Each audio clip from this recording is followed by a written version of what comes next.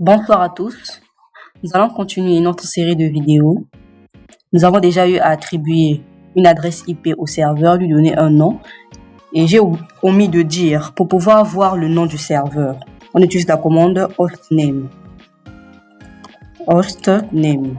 Après redémarrage, on utilise la commande hostname et ici on va voir le nom du serveur. Donc à ce niveau-là, nous allons maintenant passer au SSH. Ce qu'il faut savoir, c'est que le SSH permet tout simplement à une machine client de pouvoir se connecter à distance au serveur. Donc à travers une adresse IP. Nous allons d'abord premièrement installer le paquet du SSH en utilisant la commande apt-y pour pouvoir faire les validations. Installe open ssh-serveur. C'est ça que nous allons installer. Nous avons installé cela.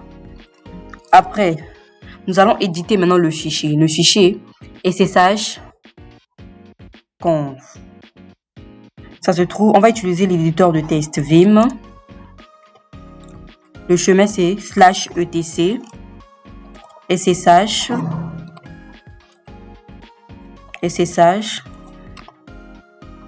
on met juste tabulation. On voit toutes les options qui sont ici. Là, on va prendre le sshd underscore config. À ce niveau, nous allons d'abord faire la numérotation de ce fichier. Pour pouvoir faire la numérotation, on fait ici un échappe 2.7 nu. On vient à la ligne 14. Ici, là, il faut savoir c'est que le SSH utilise le port 22. Donc, du coup, nous allons décommenter ça. À chaque fois que vous voyez un jazz, ça veut tout simplement dire que la ligne est en commentaire. Nous allons décommenter ça. Sachez que nous sommes en train d'utiliser le Vim, donc l'éditeur de test Vim. Pour pouvoir faire toute modification, il faut tout d'abord passer en mode insertion. Donc, on clique sur la touche I. On supprime. Ça, c'est la première des choses. Le port. Et on vient à ce niveau, la ligne 33, là où on a mis Permit Route Logging. Ça, c'est pouvoir permettre à l'administrateur, c'est-à-dire au route, de pouvoir se connecter. On enlève le commentaire et on va enlever tout ce qui est devant là. On va mettre ça à Yes. On met ici Yes. On fait quoi ici? On enregistre. Toujours échappe 2.wq. On a enregistré. Ça, c'est le SSH. Maintenant, pour pouvoir se connecter, étant donné que c'est le client qui doit se connecter au serveur distant, bien sûr que ça doit être dans le même réseau. Ce que nous allons faire, c'est que nous allons allumer ici notre client. Faut pas oublier aussi que le client doit être sur la même carte réseau que le serveur. C'est sur le VMnet 2. Étant donné que c'est sur le VMnet 2 que nous avons eu à faire des configurations manuellement sur le serveur. Donc, ça doit être sur le même réseau pour pouvoir communiquer. On vient à ce niveau.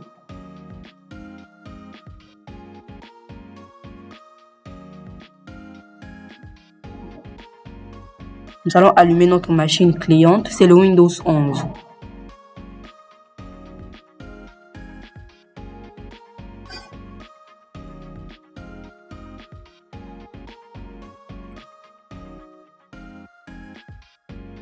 Donc, à ce niveau, nous sommes connectés, nous sommes sur le client. Maintenant, pour pouvoir modifier les paramètres sur le client, étant donné que c'est un Windows, nous allons cliquer sur la touche Windows R, la combinaison de Windows R. Bien sûr qu'il faut être dans le client. Ça, c'est la machine physique. Windows R. On va taper la commande ncpa.cpl.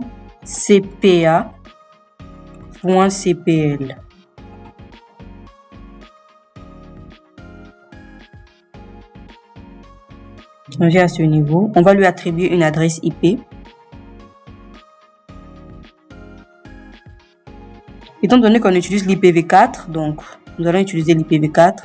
Par défaut, ici, l'IPv6 est coché, donc il faut décocher ça. C'est pas ça que nous allons utiliser. Nous allons utiliser l'IPv4. On va attribuer une adresse IP manuellement. Le 192.168, ça doit être dans le même réseau, donc c'est 100. On peut mettre par exemple ici .10. Et on va mettre ici la passerelle par défaut. La passerelle par défaut n'est autre que l'adresse IP du serveur. Donc, 192 168, 100, on va mettre ici 1. Et valider les paramètres en quittant. On coche cette case.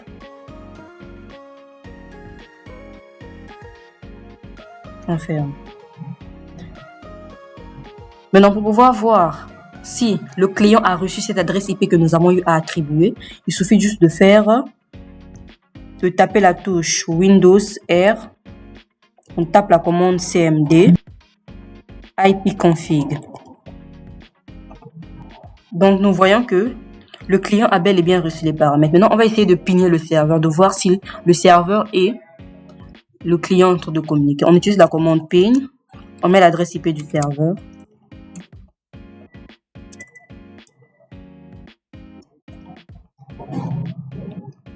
Et on voit que le ping passe bien. Et ce que nous allons faire, nous allons essayer de se connecter au serveur distant. En utilisant ici là, outil, on met l'adresse IP.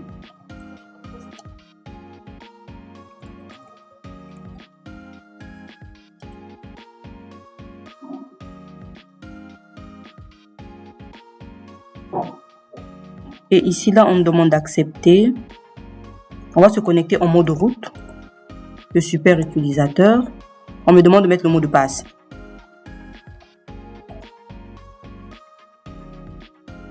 Le mot de passe n'est pas correct. Là, je suis en mode... Je change de clavier.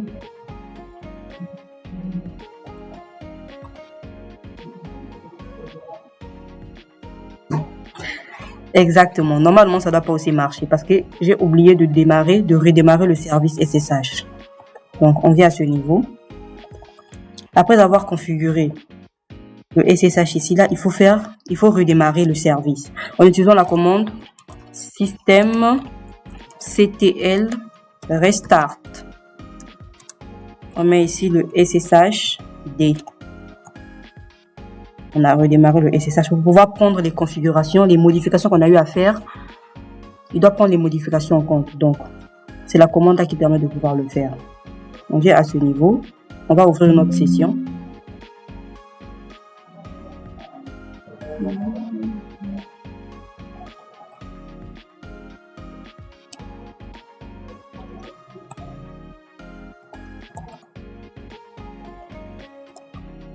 Et là, nous nous sommes connectés.